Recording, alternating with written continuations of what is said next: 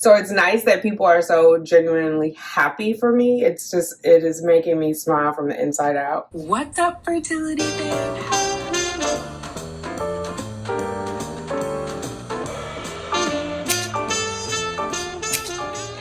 Let's get these babies, ladies. Grand Rising. All right, it's Tuesday. I'm headed into the office today. We also have to do lab work, so there's a whole, and I'll take you with me, like at least 12 vials from Braverman so they can retest all my immunology markers. The train is coming. I'll catch up with you later.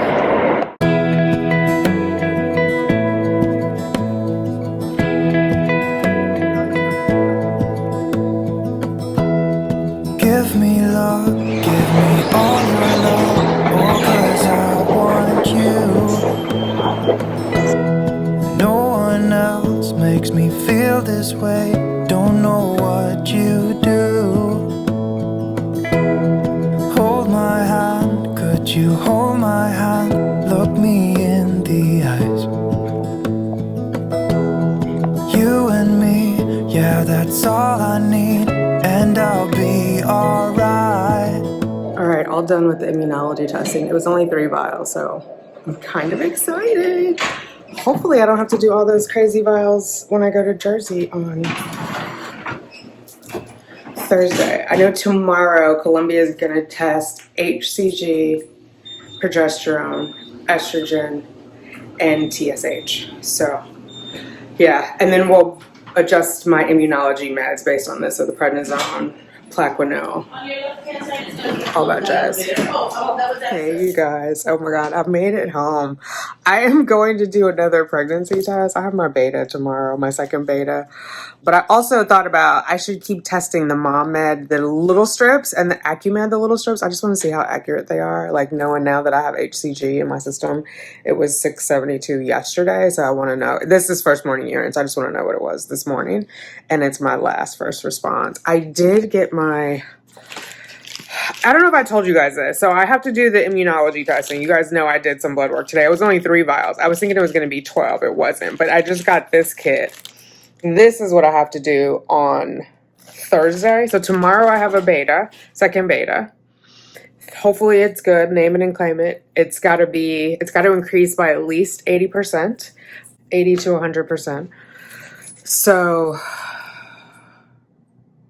yeah, we'll just name that and claim it.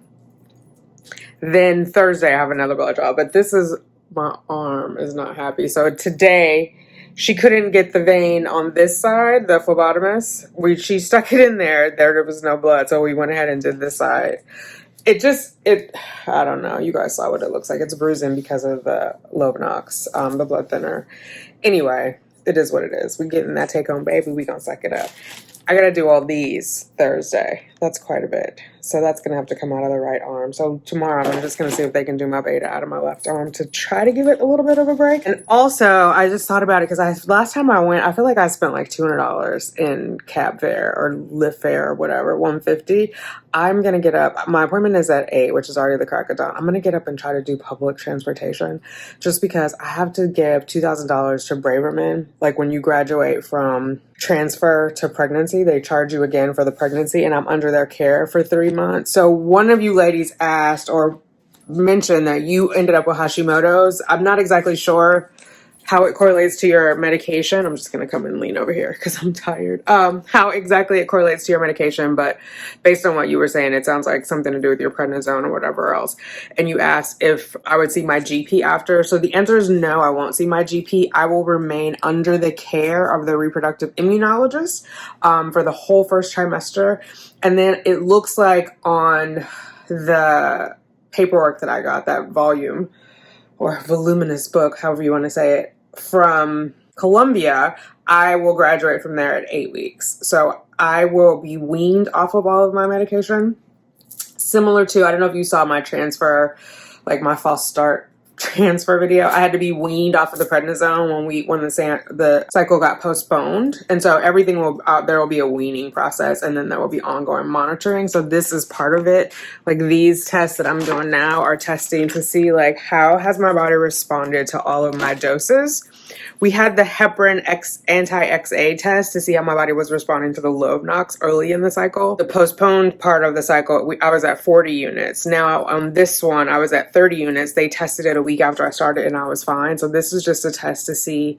I hope my numbers are much better this time than what we did originally, because I definitely have been doing my omega-3. I mean, it has to be. My omega-3s have increased and all that stuff. I haven't had any junk food. You guys have been keeping me honest and I've been eating well. And today I did switch to, or not today, this last grocery run, I did switch to whole milk yogurt, and I'm just going to take lactate. I know one of you ladies mentioned, I can't remember. I'm sorry. If I find it, I'll post it. But this is it. It's full fat, whole milk, probiotic. And that's what I showed you guys earlier when I was at work. I put the blueberries in it and all that yummy stuff. So, hang on. I have not been recording. I'll move this camera. And I've just been sitting here talking to myself. Well, I'm talking to myself anyway, but I didn't even record it. So, I'm grateful. I'm happy. I'm joyful. My friend who gave me the fertility card that I showed you guys on the train this morning, I gave her card back. She gave me this big hug, and we were like giddy little schoolgirls, and people were turning around at work like, what is going on? So it's nice that people are so genuinely happy for me. It is making me smile from the inside out. And then I told Uniquely Ursi today, who we did a collab last year, or either early 2021 or late 2020. It was not too long after I moved into the condo. So she's a single mom by choice. She's also advanced maternal age. She's also doing double donor IVF. So, but I think I'm the oldest of the mamas, the single mom by choice, the donor egg IVF by choice. Of all the mamas, I'm 51 and pregnant. Say it with me. I'm 51 and pregnant. We did that, sis. Okay, anyway. So yeah, I'm just really happy and feeling just grateful, happy, not fearful. I thought I was going to be, which I'm glad I'm not. I thought I was going to be a little more scared, or whatever that conjugation is. And I'm not. Like, I feel good. Even taking the test, I want to like just test the test, like the strips, like the Acumed and the MomMed. Now that I know I have HCG in there, because those lines still seem kind of faint. But you may have already seen it by now. I'm not sure how I'll edit this, but I'll do a progression video. So yeah, just need our numbers to come through. Everybody's like, oh, you might be having twins. I'm like, girl, that is just more pressure. That high beta number is just more pressure for the second one to come in, because it's got to increase, right? So, but I'm hopeful and I feel good. And yeah, the one crazy symptom that I'm having that's annoying me. Well, one, I don't have a big appetite, so I'm trying to make sure, especially that everything is nutrient dense. Like, I don't waste any calories on like a piece of candy or whatever else. Like, if I have the ability to get it down, it's going to have some nutrients in it. But the other thing is, like, my tongue is coated. I got this tongue scraper. I'll do a symptom video and I'll show you guys in that one, but like, it's just coated and it's annoying me. And I think that's also what's suppressing my appetite. But like, I'll scrape it, obviously, when I brush my teeth, like, you know, but I'm gagging myself trying to get all the way back to the, sorry to be gross. It's all going to be TMI from here on out, guys. It just is coated. And at first I thought it was the prednisone, but it's even like before, after. So after I take it, because then I was like, I would start taking it and then brushing my teeth immediately after. But now when I wake up, I feel it. So I am not sure. But when I talked to Ursi, she was saying too, she has lost weight on her journey since being pregnant and does not have an appetite. So, and has morning sickness or all day sickness or whatever. So that just is like rough. But it's okay. These are good problems to have. I am not mad at any of them. So yeah, that is kind of what's going on. I think I'm going to sign off because, like I said, I am a little tired. It's 6:49. I'm going to do a premiere of my call with Dr. McConnell, and it's a short one. And then I'm going to light a candle myself before the premiere so I can get my progesterone and get my butt in the bed. But I'm glad that you guys hung out with me. This is exciting. I'm very excited about what is to become. I will check in with you guys tomorrow, of course, because tomorrow is beta number 2. So I'm going to work on my pegboard. I do want to do that tonight because it does help just level me out. Oh, Oh my goodness. But yeah. Thank you guys. Thank you guys for all your prayers and all your well wishes and your continued prayers. These are probably a little more than 2 weeks behind now because I talked to my sister last night and she was like, you should let all the family know before you put it on social media. So then I'm like, some people I want to send a card to and some people I think I'm just going to call. But it's right now, I want to do it on the weekend. Let me say it like that. Like after I get the second beta, after all that happened, you know what I mean? Just because traditionally, like old school, you know, most people don't announce until after their first trimester, but because I'm doing this YouTube business, I'm announcing earlier. And granted, some people still announce it later on YouTube, but most of them have other things going on. And yeah, I need a minute before I tell them all. So thank you guys for being patient with me. I know you waited for the information, but hopefully, you know, you put 2 and 2 together, like she's waiting to announce. I don't know. You don't have to read tea leaves. I'm just saying, I appreciate your patience. I appreciate your prayers. You guys have just showered me with love. And this is all in the part where you guys don't even know I'm pregnant yet. So I just am so excited for you guys all to find out and be like, woo, we did it. Because I feel like it's our baby. We did it all together. It truly takes a village. So I'll put a sign up list for babysitters down in the description box. Go ahead and just in the comments, I'm kidding. I'm kidding. But yeah, so I'll tell Cheyenne. The plan is just to tell Cheyenne on Saturday.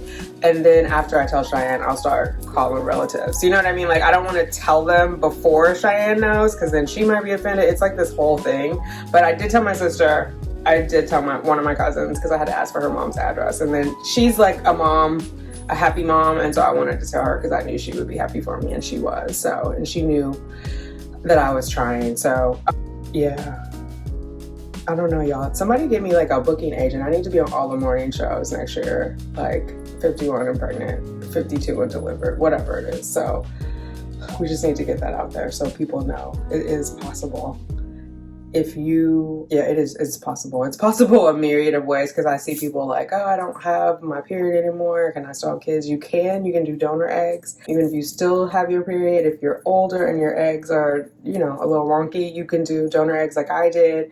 There's options if you want to be a mom and you feel like, you know, now, let me be clear. IVF is not 100%, not for anybody. Nobody has 100%, no matter how old you are. So there could be disappointment. But will you be more disappointed if you don't try, or will you be more disappointed if you do and it doesn't work? Like, only you can answer that. You know what I mean? All right, let me stop rambling. I gotta go. Sit down. I love you guys. Bye. Baby, that's too much.